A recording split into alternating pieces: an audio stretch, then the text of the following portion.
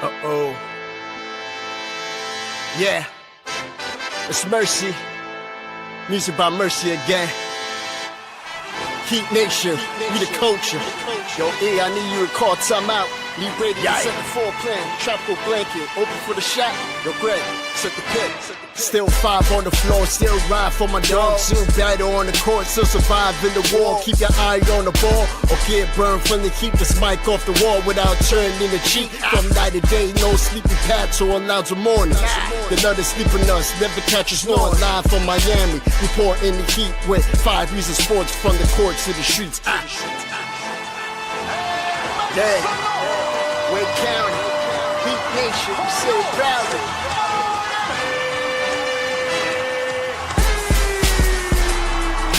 Welcome to 5 on the Floor, a daily insider show on the Miami Heat and the NBA, featuring Ethan Skolnick, Greg Sylvander, Alex Toledo, Brady Hawk, and others from the 5 Reasons Sports Network. Also, make sure to subscribe to Off the Floor for the most heat anywhere.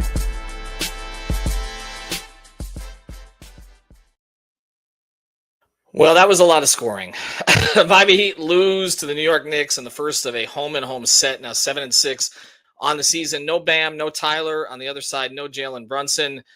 Too much Karl Anthony-Towns. Too much Landry Shamet. Too much Jordan Clarkson. Just too much. And we will get into what happened tonight, but there's some issues that go beyond just this game that we need to talk about. And we'll get into them as we go forward. Norm Powell had a big scoring game again tonight. Jaime Jaquez did some things again tonight. We hope that you use the code 5, F-I-V-E, at Prize Picks because I hit on that one. But ultimately, they got to start grabbing rebounds. They need to start getting out on shooters. And some of their taller players need to start playing tall. So let's start there, Brady. Let's go to it. You just put the takeaways up. I got Brady Hawk. You can follow me at Brady Hawk 305. Alex Leader can follow me at Tropical Blanket. What was the single biggest problem tonight other than Towns scoring 31 in the first half? There was one possession that I kind of pointed out that was kind of summed up the entire game. It was about 10 minutes left in the fourth quarter. The Heat were down 8, and I think they gave up 3 or 4 offensive rebounds on the same possession, and it was just one after another where it's kick out, miss shot, offensive rebound, kick out, miss shot, offensive rebound. And it kind of ended finally where Mitchell Robinson just got one over top of 2 people, kicked it out to Shamet, and he got fouled on a 3. That sums up the game. I mean, you just cannot. And it's funny because you look at the bare numbers. I mean, me and Alex were just looking over them before we started, and it's like the disparity in the numbers isn't that crazy. I mean, they're bare numbers. Miami grabbed a lot of those loose ball offensive rebounds in the mix as well, but they didn't get the ones that mattered. I mean, the swing ones in the fourth quarter, that was just prolonging possessions for the Knicks. And in a game where it felt like nobody could miss on either side. I mean, because we could talk about the positives to Miami's offense looking good for pockets, but where nobody can miss, those offensive rebounds are even more important in a game like this where scoring is just so fluid, where you're giving a team that many chances that are already hot to continue to just kind of find rhythm. It's just rough. So then it gets to the point of this where it's what else option did they have? Because Kalel's out there and he's just not able to kind of dominate on the defensive boards. He's not somebody that's going to be out there just kind of cleaning up everything. He was moving around the chessboard defensively. It felt like for a long point of the game, and he just couldn't. It wasn't a takeover point for him. You go to next, they had Nikola Jovic out there for a long stretch. He gets 5 fouls through 3 quarters. He's not a dominant rebounder himself. He had a rough game in this game. He couldn't find his offensive rhythm. Defensively, he was getting picked on. He couldn't get those boards. He got in foul trouble. So who do they have to go to next? Well, clearly they have to go to another big man to help on the rebounds. They go to Keyshawn Johnson at the 5 because that's their next best option.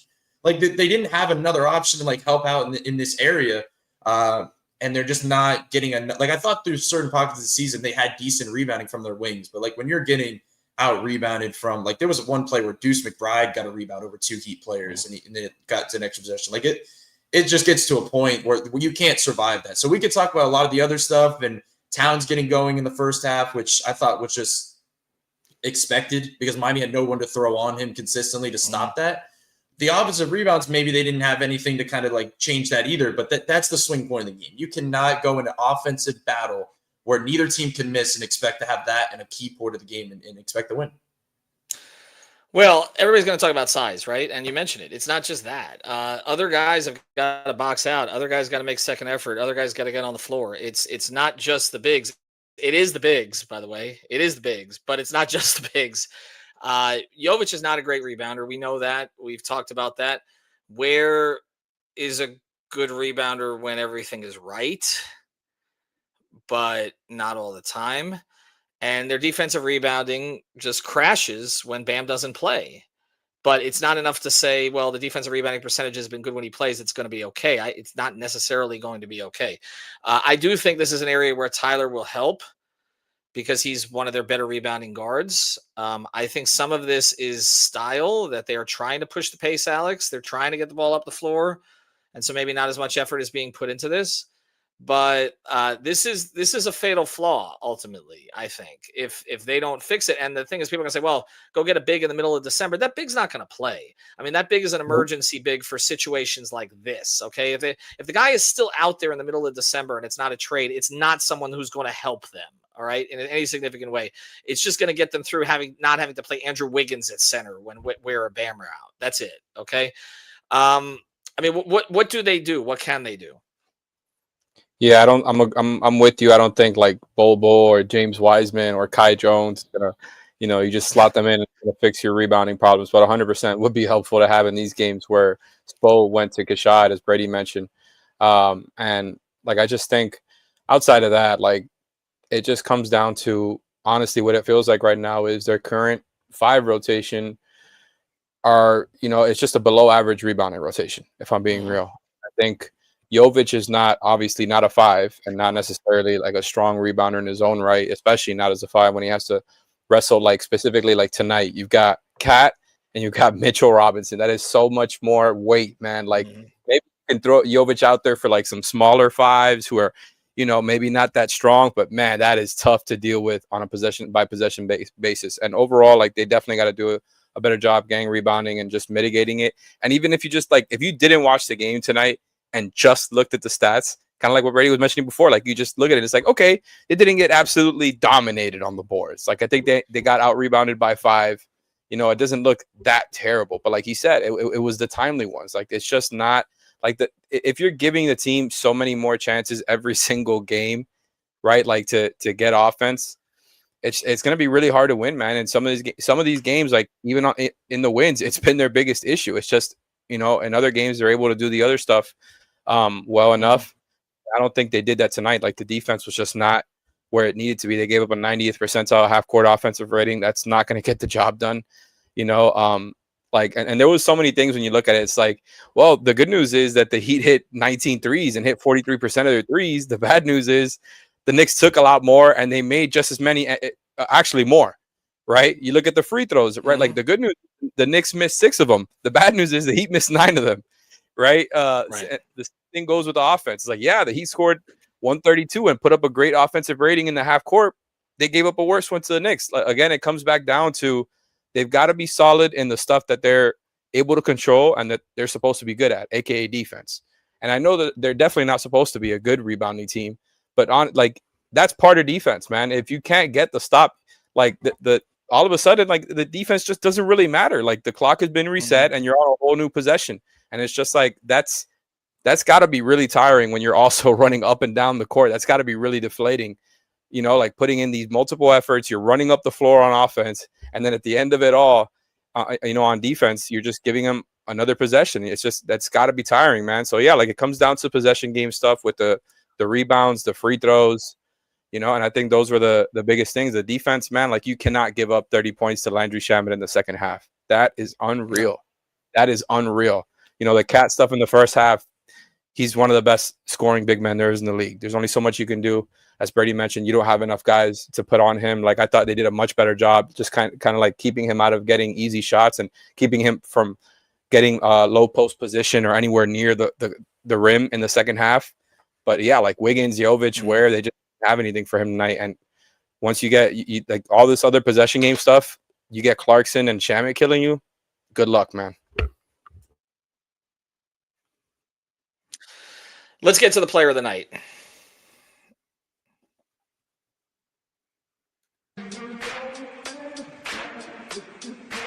And now it's time for the A Aggressive Insurance Player of the Night, sponsored by our friend Lynette. You can find her at insurancebylynette.com. That's with 2 N's and 2 T's, insurancebylynette.com. If you need car insurance, renter's insurance, homeowner's insurance, or any other type of insurance, she's the person to go to. Based in Lauderhill, she services the entire Tri-County area here in South Florida, and she will make sure to get you the best deal. She'll probably talk to you about the heat while you're at it. Reach out to her at insurancebylynette.com. And now, the player of the game.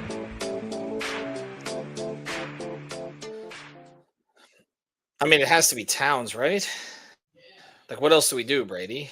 Or the Landry Shamet, though, I feel like it's a once-in-a-lifetime meteor. Like, we have to give it to him, but I don't know. Norm obviously scored a lot for the Heat, but, we can't do that tonight. So, what was it, Towns? What should Spo's answer have been, I guess, to it? I'm completely honest. The Towns one, there wasn't an answer. I said it before the game. I didn't think there was going to be an answer. You put Khalil Ware on him. He's too quick. He's going to get in foul trouble. He's going to get blown by on the perimeter. He's too offensively skilled to be able to stay there. So they can't do that. They start Mitchell Robinson anyway. You go Wiggins on him. Yes, Wiggins is a great defender. He's a lengthier defender. He can contest. But you can't contest his shot. He's not altering Karl Anthony-Towns' shot. He found it in the pocket too many times where he just pretty much, in his eyes, getting a clean look. When it was some of these other guys like Larson switching on him or some of the guards, it's like, okay, well, now I can put my head down a little bit, get a foul call, get down to the box. I thought that stuff was just natural flow of the game. That was expected. The Shamet thing, he's player of the game to me just because that shouldn't have happened. Like, that should not have happened. I know we're going to focus on the defensive rebounding stuff. The offense was fun. Like I said, there's positives to the fact that the offense is still rolling, but none of it really matters if you're giving up this much points on a regular basis. Like, it's not just the second chance points. I thought a lot of their perimeter defense was just lousy. Like a lot of the Shamet stuff, yes, some of those guys are hitting tough shots, like some of them. Like, we could say it any game, but I think a lot of it is happening because of the original penetration. Like, if it's Jalen Brunson playing tonight and he's getting past you and getting to the lane and shooting the middies and getting to the basket, then okay, you have to live with it. But that should not be happening. From Clarkson, as good as a scorer he is, Shamet, as good of a role player he's been for them, but not this good of a role player for them. That can't happen. He cannot have those baseline penetration plays where you're just absolutely blowing by some of these defenders and getting baskets over and over again. So, I just thought, some of it also is because, look, they're worried about Towns after the first half he had. There's more attention. The whole halftime discussion in the locker room was, okay, how do we limit Towns? How do we get him out of his shooting pockets? How do we not let him be comfortable?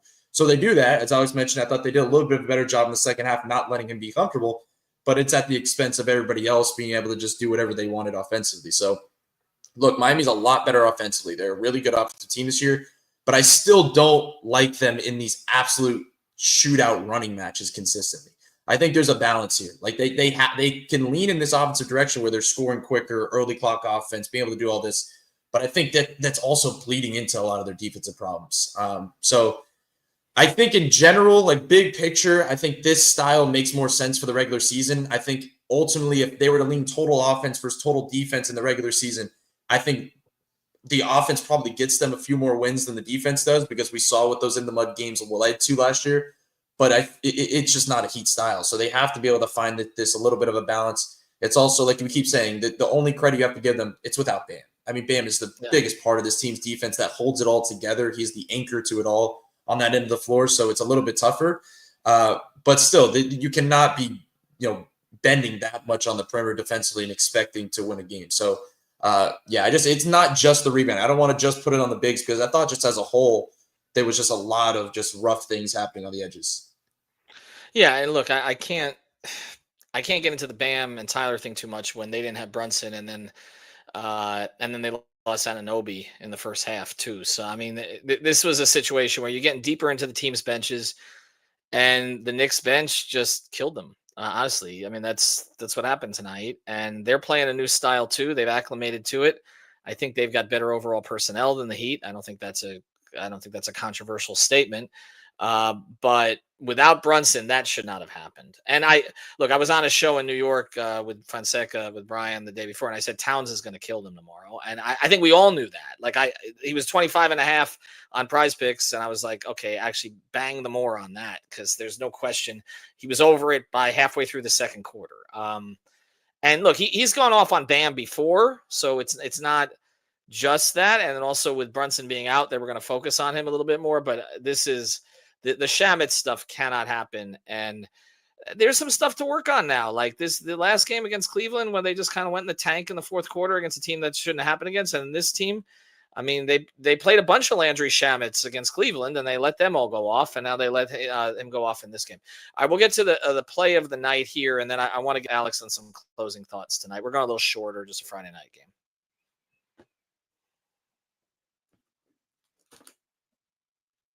Mobile CRM and Staffing Services, our friend Nelson and his team, reach out to him at 561. I forgot we didn't have the music after I told Alex not to run the music. 561-891-9620. That's 561-891-9620. Landry Shamet just scored again. What do? They bring the x-ray equipment and the staffing to you. Check out the website. If you work in a medical office, this is absolutely where you want to go to. Okay, great people, South Florida folks.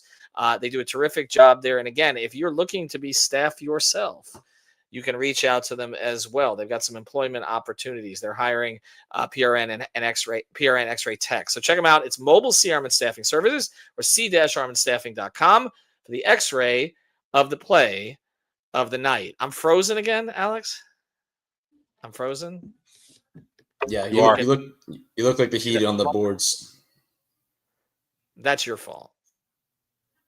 You're on mute. Brady, what was the Alex? There you are. I don't know. I can't. Now I hear you. I'm sorry. Look at this. This is why I said we're going short tonight. Alex, give me the play of the night. Oh, the play of the night? Oh, my God. The toughest. I mean, that's what the segment is. No, I know. It's just hard to come up with one after everything that happened down the stretch. I mean, honestly, like the Jovic behind the back pass to Jaquez was nice, but like, what am I supposed to do? Give him credit for that? Like when the guy was benched for Keyshawn Johnson at points throughout tonight, like it's really hard to pick one. Honestly, I think this is maybe the segment where we should highlight some love for Norm, man, because he was awesome. And maybe even like secondarily, Jaime. You know, like Jaime missed a lot of free throws tonight. He had two different ones, like where he missed the pair of free throws. Those were costly. But like those two guys were what kept them in this game, especially just like offensively. Jaime, the playmaking, the rebounding, the scoring, all that continued tonight. And Norman like really was trying to get to 40 there at the end. And of course, you know, like the NBA Cup and the importance of that tournament and the point differential and all that stuff, right? But no, honestly, like I just might as well give them some love here. I just can't pick a specific play. I'm not good at play of the game stuff. I'm just gonna be real. That's fine. I usually swap it. I usually go to you on the player of the night, but since I'm frozen, I can't see which is which right now. No, actually, you can't see me. I see you guys perfectly. So there we go. All right. We're gonna get to other episodes here over the weekend. Make sure you check out Sports Illustrated's or on SI sites on the Heat. Brady just put his takeaways up. I'm sure Alex will have some content here over the weekend. I'll just give you my closing thought here tonight. They've done some good things in the first 13 games. They've established a style. That's good. The players have bought into a style. That's good. It's more fun to watch. That's good. Defensive rebounding is going to continue to be a problem. We're going to be focusing on that. Can I read a Spo quote on the rebounding? Yes, close us with a Spo quote. Go ahead. The second chance. It's costing us games now. That's where we are. We've said it enough. We have to fix it. We're being stubborn about the things we need to do better. I feel like we're fully capable of doing it. Is it easy? Winning is not easy in this league. Thank you very much. That quote is so good that I'm frozen in time. Have a good night, everybody.